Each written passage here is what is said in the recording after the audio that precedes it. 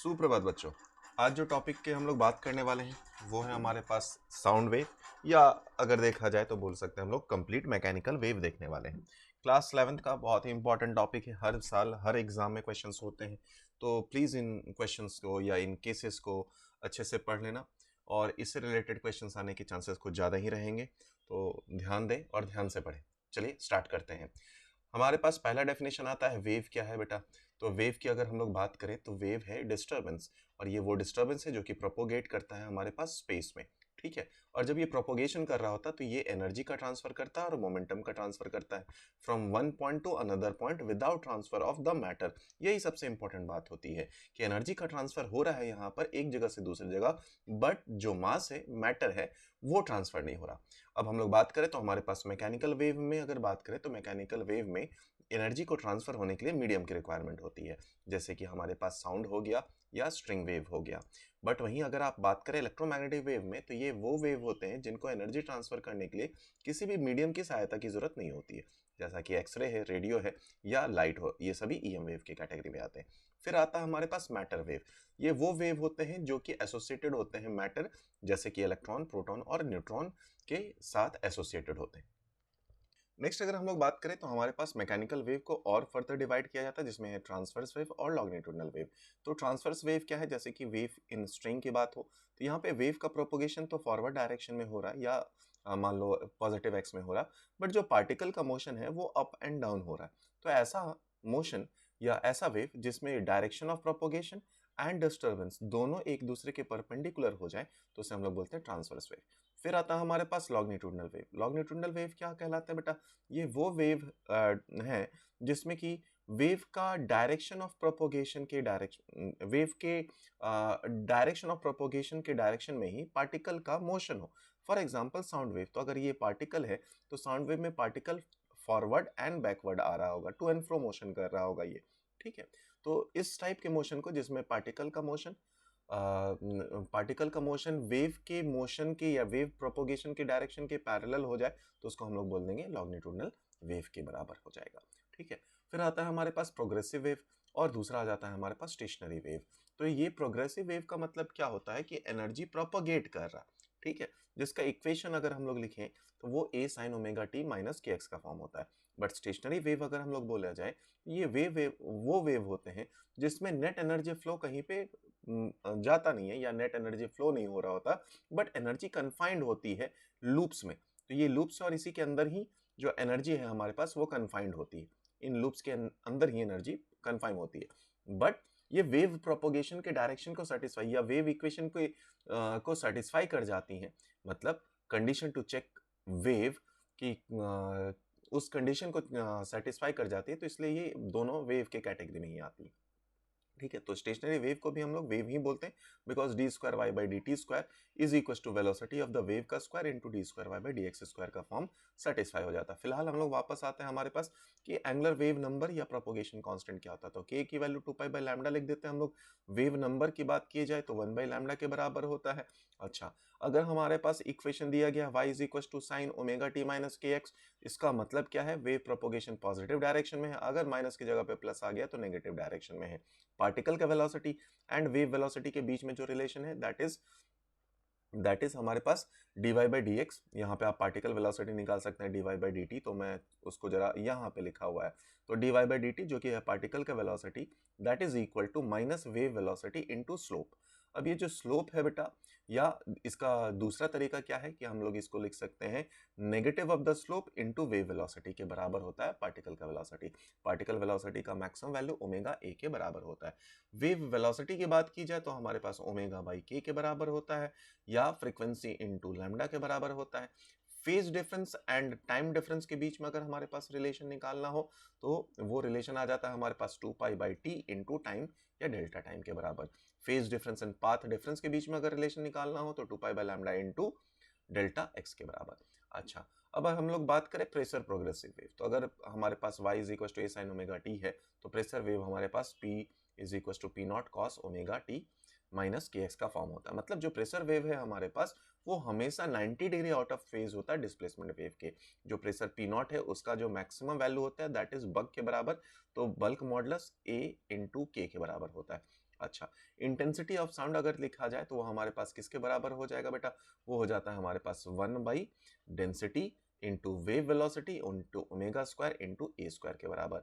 अब यहाँ पर अगर wave velocity, density, omega constant है तो हम लोग बोल सकते हैं intensity is directly proportional to amplitude के स्क्वायर के बराबर।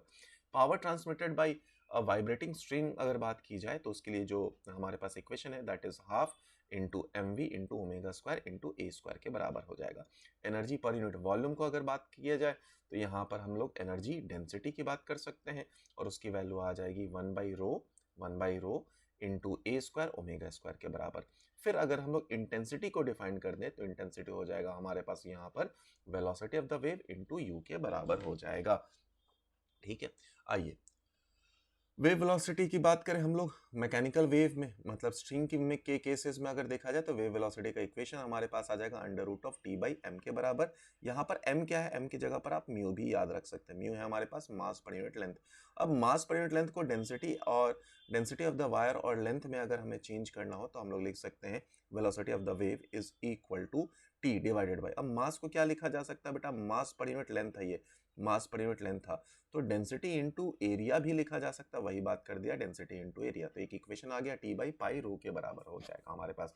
दूसरा, अगर आप इसको दूसरे टर्म्स में डिफाइन करना चाहें तो स्ट्रेस बाय डेंसिटी भी लिख सकते हैं। तो हमारे पास वेलोसिटी ऑफ द वेव के 3 इक्वेशन है, तीनों हमें याद रहने चाहिए। चलिए अगले आते हैं। तो हमारे पास दूसरे बात में जाए तो लॉन्गिट्यूडनल वेव के लिए अगर देखा जाए तो वेलोसिटी ऑफ द वेव को आप लिख सकते हैं यंग्स मॉडुलस बाय डेंसिटी के बराबर।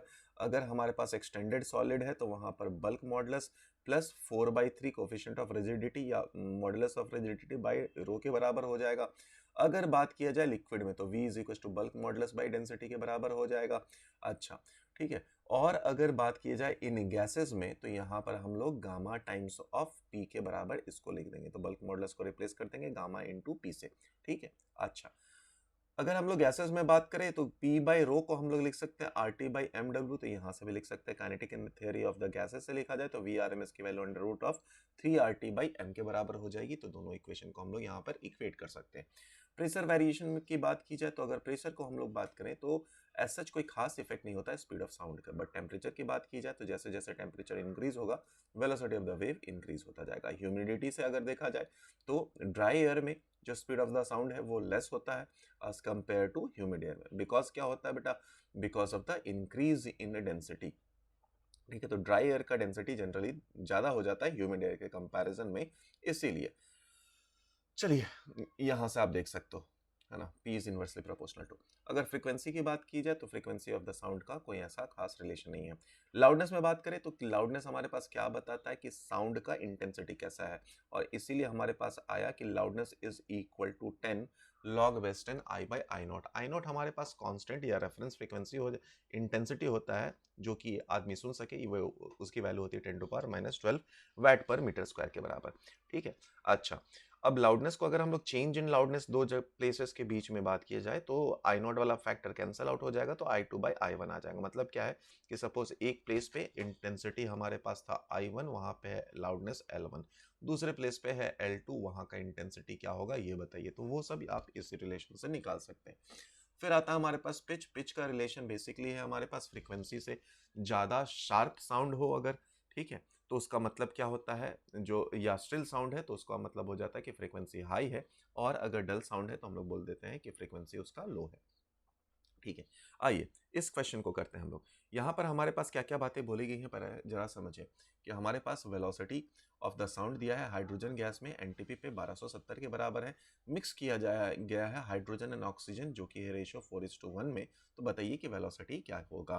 पहली बात तो हमारे पास वेलोसिटी का एक्सप्रेशन अगर आप देखें तो हमारे पास वेलोसिटी का एक्सप्रेशन में इनवर्सली प्रोपोर्शनल टू मास है, inversely proportional to under root of mass के बराबर होता है।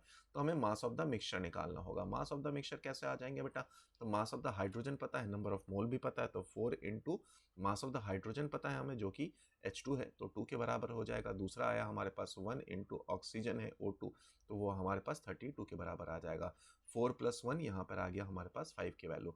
तो ये देख लो बेटा कितना हो जाएगा, 12 ये हो जाएगा 32 + 8 40, 40/5 5, यानी कि ये जो वैल्यू है हमारे पास वो 8 के बराबर आ जाएगी। 8 ग्राम पर मोल के बराबर इसका मास हो सकता है, ग्राम पर मोल के बराबर इसका मास हो सकता है।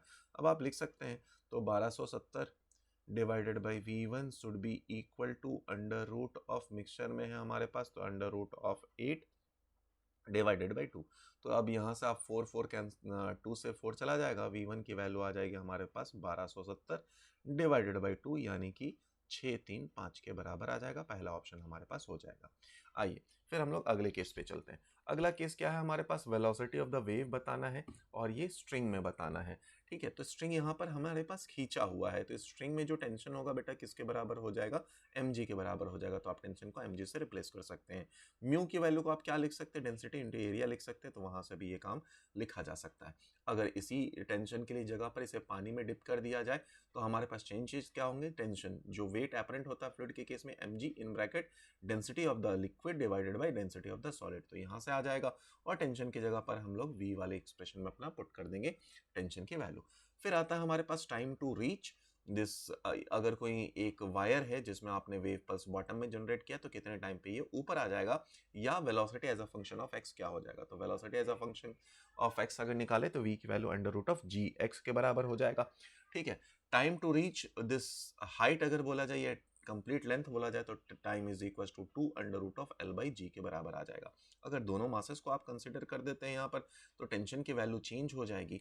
टेंशन की वैल्यू आप लिख सकते हैं यहाँ पर, जो नॉर्मल आप किसी भी टेंशन पे निकाल सकते हैं, एम जी के बराबर टेंशन आ गया। अगर मान लो भाई ये मासलेस है तो हर जगह टेंशन एम जी ही रह जाएगा। उसके बाद टेंशन की तो वैल्यू हमें पता चल गई एम जी है। टाइम टेकन अगर निकालना है तो एल बाई वेलोसिटी या स्पीड कर सकते हैं, वहां से भी हमारे पास एक्सप्रेशन से सॉल्व हो जाएगा।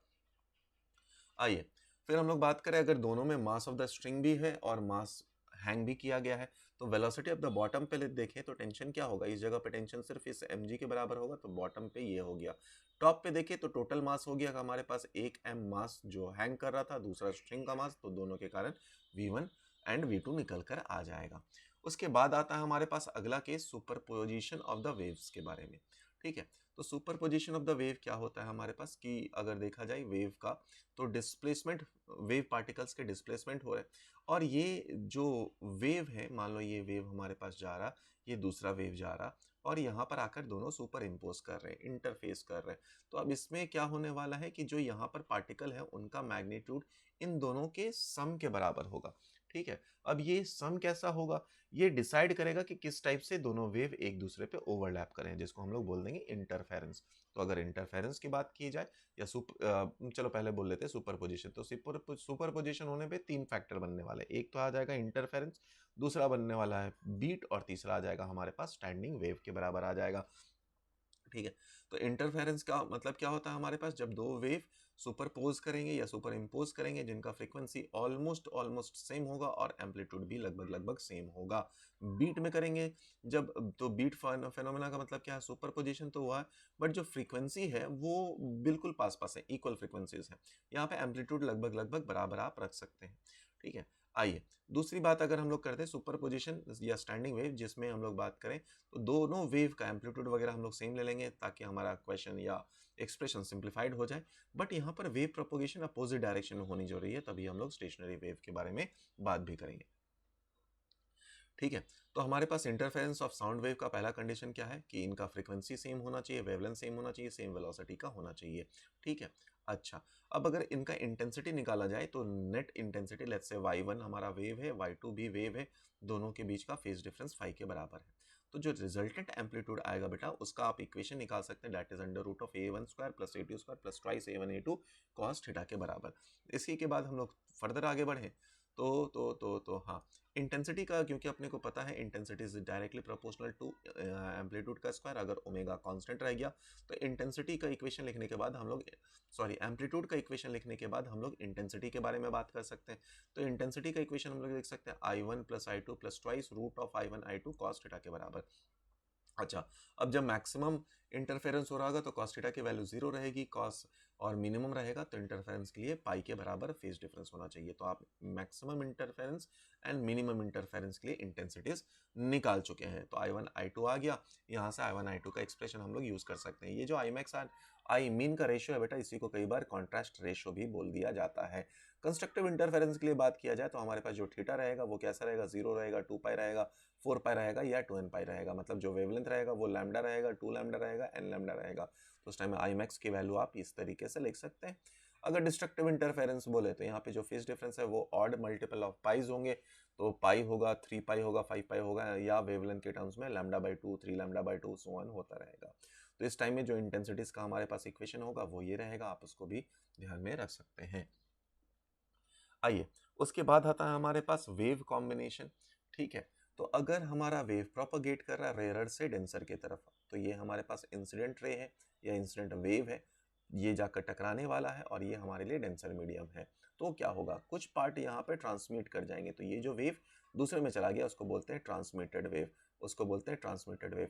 और क्योंकि यहाँ का एंड काफी फिक्स्ड एंड है, तो कुछ पार्ट रिफ्लेक्ट आ जाएंगे डेंसर से, और जो रिफ्लेक्ट बात होगा उस वो कितना फेज डिफरेंस रखेगा बेटा, मिरर इमेज है तो पाई का फेज डिफरेंस रहेगा। तो पहले इंसिडेंट वेव का इक्वेशन लिख दिया, वो है हमारे पास y is equal to a1 sin omega t minus k x के बराबर। रिफ्लेक्टेड वेव जो कि नेगेटिव एक्स एक्सिस में चला गया, तो वहां पर क्या होगा, omega T plus k1x, and एक फेज डिफरेंस भी आ गया पाई, तो यहाँ पर आ गया minus A R sign omega T plus के एक्स के बराबर। ट्रांसमिटेड वेव की बात करें तो यहाँ पर ट्रांसमिटेड वेव जो है वहां पर के उसके लिए अगर लिखे तो a t sine of omega t minus k two x के बराबर रहेगा। सेम अगर रेयर से डेंसर में जा रहा है बेटा, तो कोई फेज डिफरेंस नहीं होने वाला है, कोई फेज डिफरेंस नहीं होने वाला। तो इंसिडेंट रे का या इंसिडेंट वेव का हम लोग ने इक्वेशन लिख लिया, रिफ्लेक्टेड का इक्वेशन लिख लिया, यहाँ पर बेटा फेज डिफरेंस पाई का नहीं आया है, उस बात का ध्यान रखना। ट्रांसमिटेड अगर देखा जाए तो वही के टू ओमेगा एक्स के बराबर लिख सकते हैं। फिर आया इको। इको का मतलब क्या हुआ बेटा, रिपीटेड साउंड का ऑब्जर्व होना। तो हमारे दूर कोई वॉल है, मान लो यहाँ से आपने साउंड किया तो वो गया, टकराया, टकराने के बाद फिर वापस आया। ठीक है, तो हम लोग टोटल डिस्टेंस अगर कवर देखा जाए तो कितने के बराबर है, 2d/v को हम लोग टाइम से इक्वेट कर सकते हैं। और मिनिमम टाइम जो कि हम लोग दो साउंड के बीच का डिफरेंस बता सकें वो है 0.1। तो आप 0.1 से इक्वेट कर दिए, स्पीड ऑफ द वेव पता है हमें जो कि 340 के बराबर होता है, तो हम लोग मिनिमम डिस्टेंस भी निकाल सकते हैं। चलो आइए फिर आते हैं हम लोग स्टैंडिंग वेव में। तो स्टैंडिंग वेव में हमारे पास दोनों वेव का डायरेक्शन अलग होना चाहिए था, डायरेक्शन अलग है, दोनों कंबाइन हो गया, तो हमारे पास आया ट्वाइस ए कॉस के x into sine omega T के बराबर। अच्छा, ये जो ट्वाइस ए कॉस के एक्स है यही हमारे पास क्या कहलाता है, एम्पलीट्यूड ऑफ द वेव के बराबर कहलाता है। फिर हम लोग इसी को अगर सिंप्लीफाई करें तो d square y d t square should be equal to velocity of the wave into d square y by d x square के बराबर रहेगा। ठीक है, इसी को आप दूसरे, हाँ, d square y by d t square is equal to velocity wave का square into d square y by d x square. ये इक्वेशन क्या रिप्रेजेंट करता है, हमारे पास वेव का इक्वेशन है। तो जब ये कंबाइन हो रहा होता है हम लोग इसको डिफरेंशिएट करते हैं तो ये सेटिस्फाई कर रहा है, इसलिए हम लोग क्या बोल देते हैं कि ये भी एक वेव है, बट यहाँ पर एनर्जी प्रोपोगेट नहीं हो रहा, लूप के फॉर्म में एनर्जी है। ठीक है, तो इसलिए एनर्जी प्रोपोगेट हमारे पास नहीं हो पा रहा। ये जो पॉइंट्स हैं इसको हम लोग बोलते हैं नोड पॉइंट्स। दो नोड पॉइंट के बीच में जो डिफरेंस है हमारे पास वो 1 वेवलेंथ के बराबर, सॉरी लैम्डा बाई 2 वेवलेंथ के बराबर होता है। यहाँ पर अगर देखा जाए तो एम्पलीट्यूड कहलाएगा, एम्पलीट्यूड मैक्सिमम है, तो इस पॉइंट पे जहां पर एम्पलीट्यूड मैक्सिमम उसको हम लोग बोलते हैं एंटाई नोड के बराबर। ठीक है, तो जो एंटाई नोड वाले पॉइंट होते हैं वहां पर प्रेशर भी मैक्सिमम, वहां पर प्रेशर एंड डेंसिटी दोनों लो होते हैं और एम्पलीट्यूड मैक्सिमम होता है। ऐसा क्यों है बेटा, दोनों के बीच में फेज डिफरेंस की बात कर चुके हैं हम लोग, वो फेज डिफरेंस 90 डिग्री का है। नोड वाले जो पॉइंट है यहाँ पर वो हमारे पास रेस्ट पे रहेंगे, रेस्ट पे रहने का मतलब वहां पर प्रेशर की वैल्यू मैक्सिमम रहने वाली है। अब स्ट्रिंग की बात करते हैं हम लोग। तो अगर स्ट्रिंग में यहाँ पर देखा जाए तो ये पहला वेव है। अब जरा देखो, इसको समझने की कोशिश करो। साइन का कर्व हम लोगों ने बना दिया, तो ये पहला लूप बनेगा बेटा हमारे लिए। तो पहला लूप में अगर आप देखें तो ये लैम्डा बाई 2 के बराबर है, यानी कि एल की वैल्यू किसके बराबर कर दिया आपने, लैम्डा बाई 2 के बराबर कर दिया। तो फ्रीक्वेंसी हमारे पास क्या आ गया बेटा, वो आया हमारे पास वेलोसिटी बाई वेवलेंथ। वेवलेंथ हमारे पास क्या है, लैम्डा यहाँ से निकाल लो, 2l के बराबर है, तो आ गया 2l, यही हमारे पास फ्रीक्वेंसी आ गया। अब इसी को हम लोग बोलते हैं फंडामेंटल फ्रीक्वेंसी। यहाँ पे अगर देखें तो नोड पॉइंट 2 है और एंटी नोड पॉइंट हमारे पास 1 के बराबर है। फिर अगर दूसरे पे देखा जाए तो यहाँ पर एक लेंथ किसके बराबर हो गया बेटा, लैम्डा के बराबर हो गया। तो अगेन अगर फ्रीक्वेंसी की बात करें v बाई लैम्डा आ गया, तो 2 से 2 वो मल्टीप्लाई कर दिया, तो हमारे पास जो इक्वेशन आया वो आया f2 is equal to twice of f1 के बराबर। यानी कि फंडामेंटल के एक बाद का फ्रीक्वेंसी, इसी को नाम दे दिया फर्स्ट ओवरटोन। सेकंड हार्मोनिक है, यहाँ पर 3 नोड पॉइंट है और 2 एंटी नोड पॉइंट है। यहाँ से जनरलाइज हम लोगों ने कर दिया, क्या जनरलाइज करा बेटा कि अगर P लूप फॉर्म हो रहे होंगे तो Fp is equal to P times of F0 के बराबर। अब यहाँ पर P क्या बताएगा, तो P बताएगा कितना हार्मोनिक है, इसमें ओवरटोन कितना हो जाएगा, P-1 हो जाएगा, एंटी नोड कितने होंगे जितने लूप बने हैं, और नोड वाले पॉइंट एक ज्यादा होंगे। ठीक है, यही बातें यहाँ पर लिखी गई हैं, यही बातें यहाँ पर लिखी गई हैं। अगले पे आते हैं हम लोग। आइए फिर हम लोग बात करें स्टेशनरी वेव में, तो टाइप्स ऑफ स्टेशनरी वेव में हम लोग बात करें तो यहाँ पर ऑर्गन पाइप के बारे में हम लोग को बात करना चाहिए, जिसमें है क्लोज्ड ऑर्गन पाइप और ओपन ऑर्गन पाइप। तो क्लोज्ड ऑर्गन पाइप को अगर आप देखें तो बेटा इसका बॉटम पॉइंट पे हमेशा क्या होने वाला है, हमेशा प्रेशर जीरो होने, सॉरी ये हमेशा नोड पॉइंट बनने वाला है, तो ये बन गया नोड पॉइंट। अब नोड से अगर आप देखें ये है हमारे पास पहला पोर्शन, तो L is equal to lambda by 4 के बराबर है, तो लैम्डा की वैल्यू 4L के बराबर है, यानी फ्रीक्वेंसी की value V by lambda which is V by 4L के बराबर है। सेम अगर आपने देखा तो अगला जो केस आएगा वहां पर 3 आ जाएगा, तो यहाँ पर जो क्लोज्ड ऑर्गन पाइप हो गया या स्ट्रिंग को एक एंड में आपने फिक्स कर दिया, तो यहाँ पे जो फ्रीक्वेंसी है वो हमेशा ऑड में रहने वाली, यहाँ पे जो फ्रीक्वेंसी है हमारे पास ऑड में रहने वाली। इसी के एग्जांपल देख बेटा, यहाँ पर दिया है L की वैल्यू लैम्डा बाई 4, यहाँ पे L की value 3 lambda by 4, 5 lambda by 4, तो यहाँ पर आपका जो पहला फ्रीक्वेंसी निकला वो V बाई 4L बना। जो नेक्स्ट फ्रीक्वेंसी बना है हमारे पास, जो नेक्स्ट फ्रीक्वेंसी बना है वो थर्ड फ्रीक्वेंसी बना है, क्योंकि ये वाला वेवलेंथ देखो तो L की वैल्यू 3 लैम्डा बाई 4 है, तो वहां से आपने लैम्डा निकाल लिया है, यानी कि जो थर्ड हार्मोनिक है वो फर्स्ट ओवरटोन बना है यहाँ पर। ठीक है, और जो फिफ्थ हार्मोनिक होगा अगला, वो हमारे पास बनेगा क्या, सेकंड ओवरटोन बनेगा। अब कुछ बातों को यहाँ पर ध्यान से देखना बेटा, यहाँ पर सिर्फ जो क्लोज्ड ऑर्गन पाइप है उसमें क्या होने वाला है, उसमें ऑड हार्मोनिक ही प्रेजेंट होने वाले हैं। तो अगर यहाँ पर ऑड हार्मोनिक देखा तो Fn की value 2n+1 V by 4L के बराबर या F0 के बराबर बोल सकते हैं।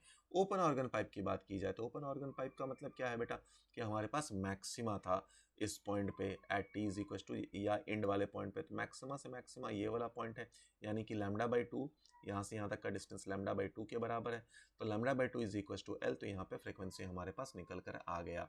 अब ये पहला फ्रीक्वेंसी निकला, दूसरे फ्रीक्वेंसी में ये एक लैम्डा के बराबर है, तीसरे में लैम्डा बाई 3 के बराबर है, तो यहाँ पे फ्रीक्वेंसीज का रेशियो देखें तो 1 2 3, यानी सारे फ्रीक्वेंसी प्रेजेंट रहेंगे, जो कि पिछले केस में भी स्ट्रिंग में हम लोगों ने किया था। और Fn की वैल्यू हम लोग लिखना चाहें तो वो लिख सकते हैं m+1 F0 के बराबर हो जाएगा।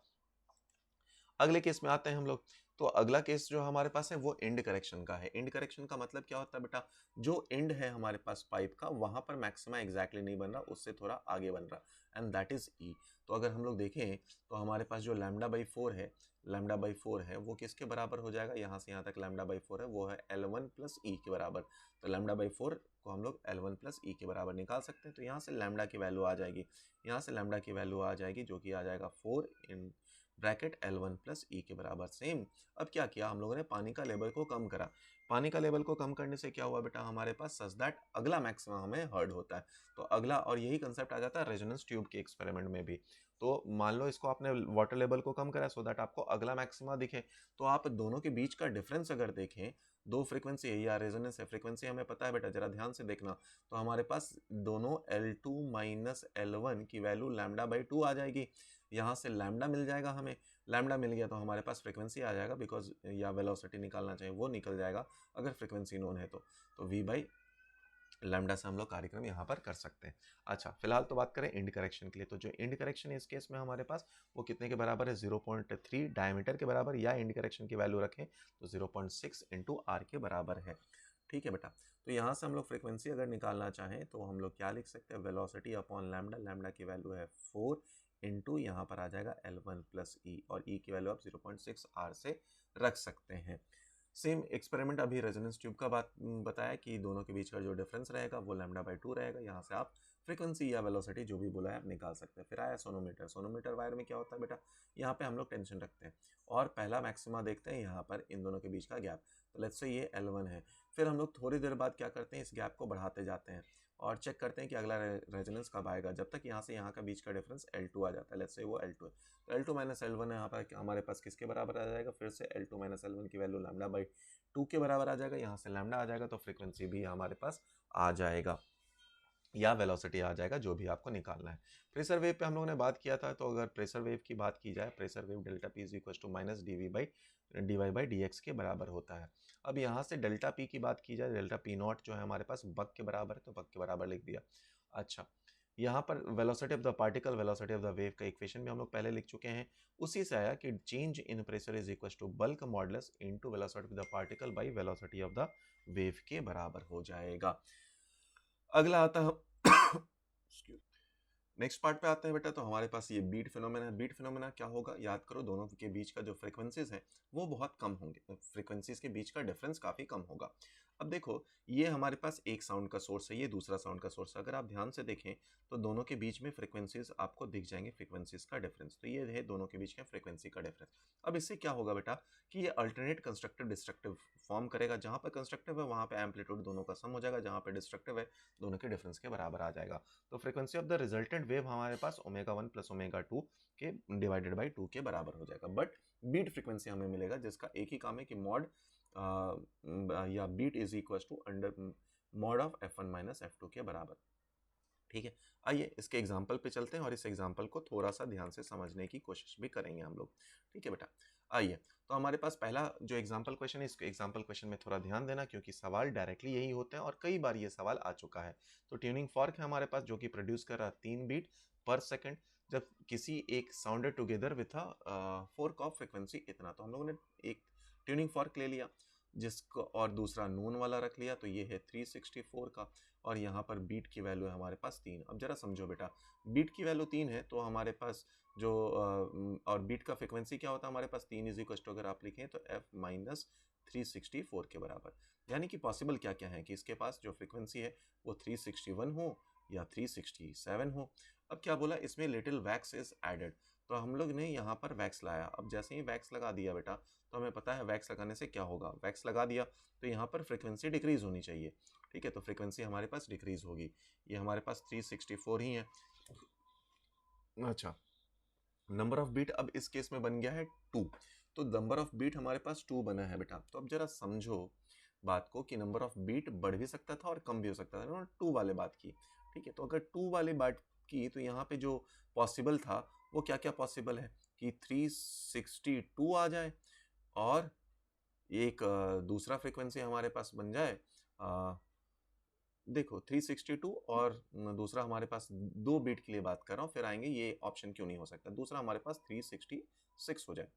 जरा समझो बेटा कि अभी अभी क्या बोला कि मास आपने डाला है, तो मास जैसे ही इंक्रीज होगा तो हमारे पास फ्रीक्वेंसी क्या होना चाहिए, कम होना चाहिए। ये तो फ्रीक्वेंसी बढ़ी, क्या ये नहीं होगा। इसका मतलब क्या होगा बेटा कि पहले तो आप मास जब डाले हैं या इसमें मास इंक्रीज करे हैं तो हमारे पास फ्रीक्वेंसी को कम कर दीजिए। लेट्स से फ्रीक्वेंसी को हम लोगों ने 1 से कम किया, तो इसको रख देता हूँ मैं 360 और ये 366। तो अब अगर आप इन दोनों के बीच का बीट निकालें तो बीट कितना आ रहा बेटा 4, जो कि पहले के कंपैरिजन में इंक्रीज हो चुका। बट इन दोनों के बीच में अगर आप इंक्रीज देखें तो बीट की वैल्यू आ रही है 2, वही तो हमसे पूछा गया था।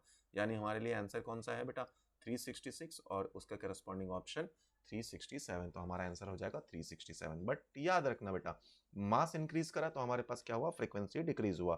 फ्रीक्वेंसी डिक्रीज होने में भी बीट इंक्रीज या डिक्रीज हो सकते हैं। सिमिलरली अगर मान लेते हैं हम लोग मास को आप डिक्रीज करे होते, तो मास को डिक्रीज करने से क्या हो जाता, फ्रीक्वेंसी की वैल्यू बढ़ जाती।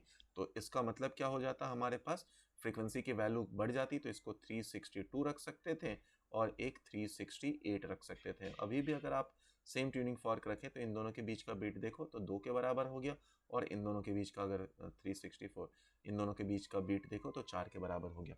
ठीक है, तो आप इस तरीके से क्वेश्चन को आराम से सॉल्व कर सकते हैं। इसी का हमारे पास एक अगला क्वेश्चन आता है।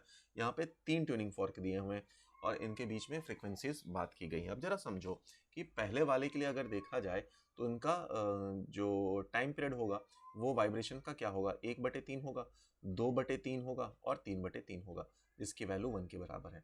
अगर आप इन दोनों की बात करें जिसकी, तो यहाँ पर जो बीट है वो 4 है, मतलब 1 सेकंड में ये 4 बाय वाइब्रेट हो जाएगा। तो 1/4, 2/4, 3/4 and 4/4 which is equal to 1।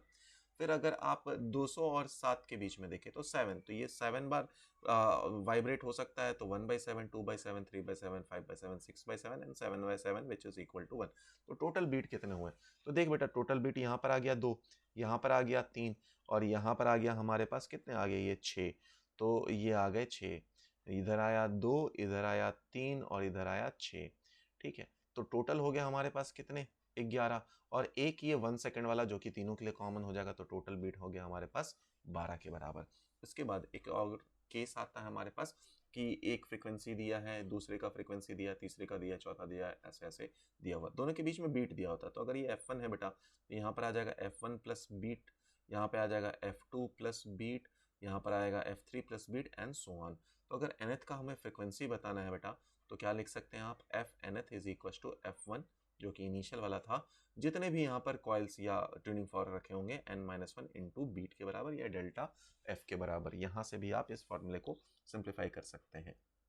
आइए, तो नेक्स्ट पार्ट जो आता है हम लोग बेटा डॉपलर्स का इफेक्ट, और ये इफेक्ट हट चुका है पोर्शन से हमारे, बट स्टिल जब हम लोग अगले एग्जाम की तैयारी कर रहे होते हैं तो हमें ये काम आ जाता है, और बहुत सारे जो स्टेट वाले एग्जाम्स हैं वहाँ पर अभी भी हैं, तो हम लोग इसको भी करेंगे ही। आइए, तो डॉपलर इफेक्ट की बात करते हैं। तो डॉपलर इफेक्ट कब होता है बेटा, जब रिलेटिव मोशन हो जाए, किसमें किसमें, सोर्स एंड जो ऑब्जर्वर है उन दोनों के बीच में रिलेटिव मोशन हो जाए, तब जाकर डॉपलर इफेक्ट सुनाई देता है, मतलब एक्चुअल से फ्रीक्वेंसी नहीं सुनाई देता। तो हमारे पास जो फ्रीक्वेंसी f है that is equal to f not v plus v not by v plus minus v not divided by v plus minus v s के बराबर। यहाँ पे वी नॉट क्या है हमारे पास, वेलोसिटी ऑफ द ऑब्जर्वर, और वी एस क्या है, वेलोसिटी ऑफ द साउंड के बराबर या सोर्स के बराबर। ठीक है, तो अगर हमारे पास सोर्स मूव कर रहा अवे, तो मान लो ये आप हो और यहाँ पर जो कार है वो आपसे सायरन बजाता हुआ दूर जा रहा है, तो फ्रीक्वेंसी क्या होगा, फ्रीक्वेंसी हमारे पास कम हो जाएगा। अब देखो, तो ये है हमारे पास सोर्स, सोर्स आपसे दूर जा रहा है, तो हमारे पास फाइनल फ्रीक्वेंसी क्या होना चाहिए, फाइनल फ्रीक्वेंसी कम होना चाहिए। तो यहाँ पर हम लोगों ने डिनोमिनेटर को इंक्रीज करने के लिए प्लस डाल दिया, तो v प्लस वी एस हो गया, डिनोमिनेटर इंक्रीज हो गया, मतलब फ्रीक्वेंसी हमारे पास कम होगी।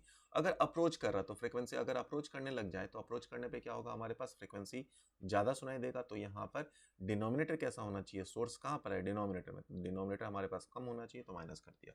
अच्छा, अब ऑब्जर्वर दूर जा रहा है और सोर्स हमारे पास रुका हुआ है, तो हमारे पास ये ऑब्जर्वर है और ये दूर जा रहा, और जो सोर्स है हमारे पास ये रुका हुआ है। तो स्पीकर यहाँ पे बज रहा और बाइक से आप दूर की तरफ जा रहे, तो सोर्स अगर दूर जा रहा, ठीक है, सोर्स पहले केस में इसने टुवर्ड्स लिखा है, तो हम लोग भी टुवर्ड्स ही लिखते हैं, चलो। तो अगर सोर्स हमारे ऑब्जर्वर टुवर्ड्स आ रहा, तो अगर टुवर्ड्स आ रहा तो फ्रीक्वेंसी क्या हो जाएगा, इंक्रीज हो जाएगा, तो एफ प्लस या वी प्लस वी नॉट हो जाएगा। अगर ये अवे हो रहा होगा तो कम होना चाहिए, मतलब न्यूमरेटर कम होगा, वी माइनस वी नॉट के बराबर आ जाएगा। अगर दोनों एक दूसरे की तरफ मूव कर रहे हैं और सोर्स ऑब्जर्वर दोनों मूव कर रहे हैं, तो देख बेटा, सोर्स अगर, एक सेकंड रुको, source moving away and observer both source are moving away from each other. ठीक है बेटा, दोनों अवे हैं, तो अगर अवे हैं तो क्या क्या बातें होंगी, ये हमारे पास सोर्स, ये है ऑब्जर्वर, तो ऑब्जर्वर अगर दूर जाएगा फ्रीक्वेंसी कम होगा, तो माइनस लिखना होगा, वी माइनस वी नॉट। अगर सोर्स दूर जा रहा तो भी फ्रीक्वेंसी कम होगा, मतलब डिनोमिनेटर में प्लस होना चाहिए। ठीक, फिर आता है हमारे पास रिफ्लेक्शन ऑफ साउंड में, तो यहाँ पर क्या क्या बातें हैं, अब इस केस को जरा अच्छे से समझें। तो यहाँ पर हमारे पास एक तो फ्रीक्वेंसी आ रहा होगा जो एन डी डैश लिखा जाएगा, वो फ्रीक्वेंसी है जो कि डायरेक्ट फ्रीक्वेंसी होगी। यहाँ पर ये वॉल है, आदमी हमारे पास रुका हुआ, सोर्स इधर जा रहा। जो एपरेंट फ्रीक्वेंसी होगी ये रिफ्लेक्टेड पे फ्रीक्वेंसी होगी, जो रिफ्लेक्टेड है मतलब जो वॉल है, और रिफ्लेक्टेड फ्रीक्वेंसी की वैल्यू एन आर डैश की बात होगी। तो अगर आप डायरेक्ट फ्रीक्वेंसी की बात करें तो सोर्स इसके तरफ आ रहा, तो v by v minus v s into f not के बराबर। अच्छा, जो रिफ्लेक्टेड फ्रीक्वेंसी होगा बेटा, वहां से भी क्या होगा, तो सोर्स, उसके लिए अब ये वॉल जो है वहां से साउंड रिफ्लेक्ट हुए, वो हमारे लिए क्या बन गया, सोर्स। तो एन डैश की वैल्यू हमारे पास जो एपरेंट फ्रीक्वेंसी है वो आ जाएगा v by v minus v s into f not के बराबर। ठीक है, चलिए अब अगले पे आते हैं हमारे पास। तो हमारे पास अगला क्या है, जो हमारे पास आदमी है वो रुका हुआ, यहाँ पे सोर्स उससे दूर जा रहा, तो v plus V S, reflected source इसके तरफ, या साउंड इसके तरफ आ रहा, तो v माइनस वी एस। यहाँ से आप चाहें तो इन दोनों के बीच का बीट निकाल सकते हैं, आपका आंसर आ जाएगा। अब देखो, मान लो कार में ही जो ड्राइवर है उसके साथ ही आप बैठे हुए हैं, तो यहाँ पे source and observer both are moving towards stationary target. तो अब देखो, जब ये दूर जा रहा, तो सबसे पहली बात, अगर आप सोर्स के रिस्पेक्ट में देखें, तो यहाँ पर ये पहले केस के लिए इसको ऑब्जर्वर बना ले, तो जैसे ही वॉल हमारा ऑब्जर्वर हो गया, तो आपको क्या दिखेगा, सोर्स पास आ रहा, सोर्स पास आ रहा का लिख दिया। रिफ्लेक्टेड फ्रीक्वेंसी, तो रिफ्लेक्टेड फ्रीक्वेंसी का मतलब क्या हो गया बेटा, हमारे पास ये सोर्स जो बना था अभी वो दूर जा रहा, और यहाँ पर ऑब्जर्वर है, यहाँ पे ऑब्जर्वर है, तो आ गया v plus v x divided by v के बराबर। जब आप इसको सिंप्लीफाई करेंगे, जब आप इसको सिंप्लीफाई करेंगे v से v कट जाएगा तो रिफ्लेक्टेड का फ्रीक्वेंसी मिलेगा and that is equal to v plus x by v minus x into f not के बराबर। अब दोनों के बीच में चाहें तो आप बीट भी निकाल सकते हैं। तो अब ऑलमोस्ट ये पूरे फॉर्मूलेज हो गए हैं, एक दो केस और बाकी थे बट ये मेजर केसेस हैं, इससे आपके सारे काम हो जाने चाहिए। तो यहीं तक ये वीडियो रहेगा। ऑल द बेस्ट आपके अभी जितने एग्ज़ाम आने वाले हैं। एक फ्लूइड का चैप्टर बाकी है बट मुझे नहीं लग रहा है नीट से पहले वो ख़त्म हो पाएगा, क्योंकि एक फार्मूला बुक को बनाने में काफ़ी टाइम लग जा रहा, तो वो शायद नहीं हो पाए। बट जितने भी चैप्टर्स हो चुके हैं आप इसको प्लीज़ रिवाइज़ कर लीजिए। जितना पॉसिबल हो अपने दोस्त वगैरह को भेज सकते हैं, मुझे भी थोड़ा अच्छा लग जाएगा अगर ज़्यादा लोग देख रहे होंगे तो थोड़ा हिम्मत बढ़ जाएगा और ज़्यादा कंटेंट भी निकालने का बोल सकते हैं एनर्जी मिल जाएगा। तो प्लीज़ सारे फार्मूलाज को देखिए। आप एक काम कर सकते हैं कि एक अल्टरनेट डेज का बनाएं। अल्टरनेट डेज में एक दिन में आप फिजिक्स का एक पार्ट खत्म करें, 11th खत्म करें और दूसरे दिन में 12 का खत्म करें, तो सो दैट आपका एक एक दिन में सारे चैप्टर्स या सारे क्लासेस के काम हो जाए। जितना नंबर ऑफ टाइम्स फार्मूला बढ़ाओगे एग्जाम में आपको उतना ज़्यादा हेल्पफुल होगा। तो ऑल द बेस्ट सभी को। बाय बाय, टेक केयर, धन्यवाद।